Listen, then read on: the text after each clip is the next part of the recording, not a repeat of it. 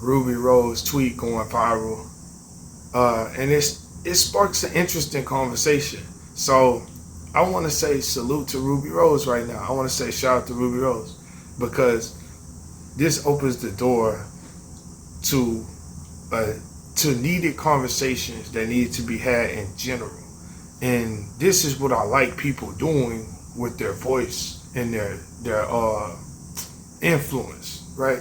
This is what I like. We don't see this all the time, so let's give her some flowers. I'm not talking about particularly from her either, so y'all don't do that. But I'm saying in general, we don't see this all the time. Not every day. It's a damn shame. We ought to see financial literacy, financial education, whatever. But anyway, so let's check out her tweet. It's very interesting. I have $700,000 left to pay on the house. My interest rate is 9%. Should I pay it off or do a refinance? Smart people answers only. So I think this was two things by Rubi Rose.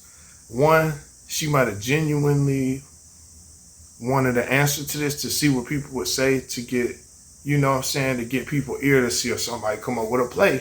Somebody might say something she wasn't thinking about, whoop-de-wop, whatever. Or somebody might put on some game, whoop-de-wop, whatever.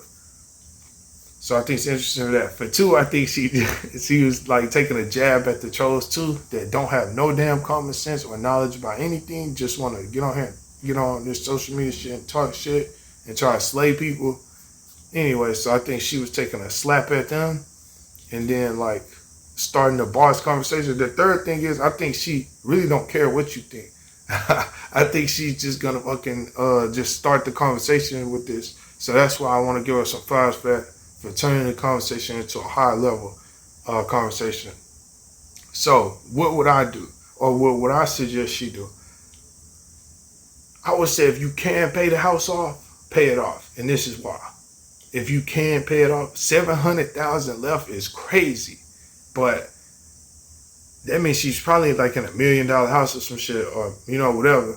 But maybe a multi-million-dollar house, whatever. So if you can't pay that off, do it.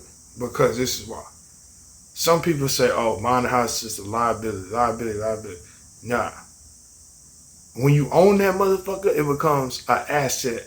Because you don't have to live in that shit. It's just a piece of leverage, or, you know what I'm saying? You don't have to live in it. Get that motherfucker up, pay it off, own it. Then you could flip it, rent it, Airbnb it, whatever the hell, gut it out and turn it to a business, whatever you want. You can do what you want. You know what I'm saying? So I would say turn it into an asset.